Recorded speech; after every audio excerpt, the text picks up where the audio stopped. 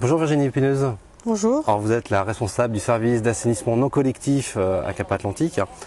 Alors avec la loi sur l'eau de 92, toute personne ne disposant pas d'un système d'évacuation des eaux usées raccordé au réseau public doit posséder nécessairement un système autonome. Alors tout d'abord, qui est concerné sur la presqu'île par ce système d'assainissement non collectif?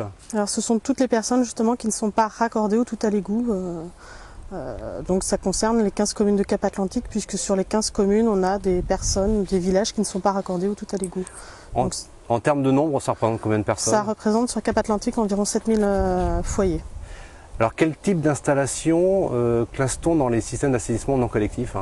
Alors c'est tout ce qui est composé de fosses septiques, bacs à graisse, fosses toutes eaux, et ce qui suit en traitement, donc soit des tranchées d'infiltration, soit des épandages, soit des filtres à sable. Alors Cap Atlantique a donc décidé de mettre en place toute une équipe que vous dirigez pour permettre le contrôle de ces installations. Tout d'abord, pourquoi contrôler toutes ces installations? Alors le but, on est quand même dans un milieu très sensible, donc l'objectif de ce service, c'est l'amélioration de la qualité des eaux sur le territoire de Cap Atlantique, puisqu'on est quand même cerné entre la côte, donc l'océan Atlantique, la Vilaine, les marais salants, les marais de Brière, plus les captages d'eau potable qui sont un à Sandin et l'autre sur la commune de Ferrel. Donc c'est vraiment améliorer la qualité des eaux à long terme. Alors comment se déroule un contrôle? Alors le contrôle se déroule donc déjà d'une prise de rendez-vous avec le particulier. On demande au particulier d'être présent sur le site le jour de notre intervention. On demande à ce que toutes les installations, tous les ouvrages soient accessibles pour que nous puissions nous avoir accès et vérifier que les installations, que toutes les eaux usées s'écoulent correctement tout au long de la filière. Donc on a besoin de soulever toutes les trappes donc, qui concernent les bacs à graisse, fosses septiques, pré-filtres, et ensuite au niveau du traitement, les regards amont et aval. Donc ça nous permet de voir si l'entretien est effectué sur les installations de pré-traitement, donc fosses septiques et bacs à graisse et fosses toutes eaux. Et sur les regards de traitement, ça permet de voir si l'eau s'infiltre bien et si les eaux épurées qui sortent en fin de traitement sont des eaux claires et assimilables à des eaux pluviales. Alors si le contrôle se passe bien, pas de problème. Et s'il se passe mal, si on vous trouvez un dysfonctionnement, que se passe-t-il? Alors s'il y a un dysfonctionnement, on conseille aux particuliers déjà, dans un premier temps, si c'est un problème d'entretien, de faire son entretien. Si vraiment c'est un dysfonctionnement très important, on demande aux particuliers de refaire son installation. Donc il y a une petite caractéristique sur la Loire-Atlantique, il y a un arrêté préfectoral qui demande à ce qu'il y ait une étude de sol et de filière réalisé au préalable quand il y a le traitement à refaire, donc tout ce qui concerne les tranchées ou les filtres.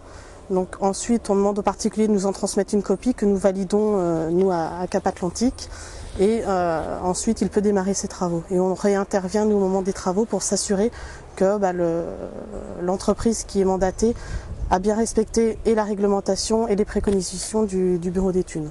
Donc tout dans le but de conseiller et de soutenir l'usager sur les sommes qu'il met en jeu pour la réhabilitation de son installation. Alors compte tenu du nombre important d'installations à contrôler, comment comptez-vous procéder pour les vérifier toutes? Alors le service est en place depuis 2000, donc on a déjà nous en interne contrôlé à peu près 3500 installations. Le reste, les 3500 ont été délégués à un prestataire suite à un appel d'offres. Et donc l'objectif c'est de contrôler les 3500 installations restantes d'ici le 31 décembre 2006, donc d'ici la fin de l'année.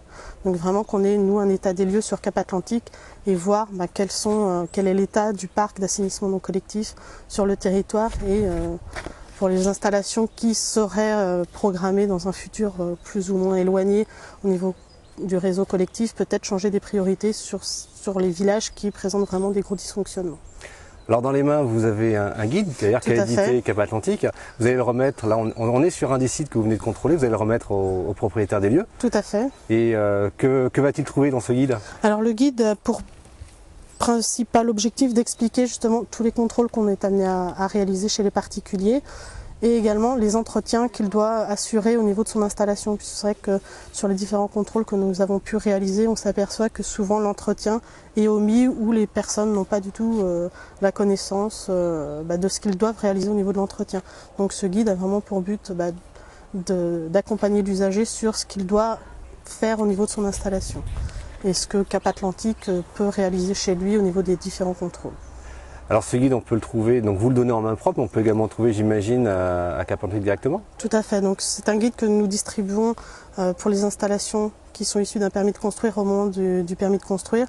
Pour les installations qui sont en cours de contrôle, toutes les installations qui ont été déléguées aux prestataires, donc qui sont remises au jour de la visite aux particuliers directement. Et pour les installations qui ont déjà été contrôlées, ça sera un envoi avec la facture d'eau ou en porte-à-porte, donc c'est un mode de diffusion là qui n'a pas encore été défini. Eh bien Virginie Péneuse, merci beaucoup pour ces précisions, et puis à bientôt sur La Boule TV. Merci.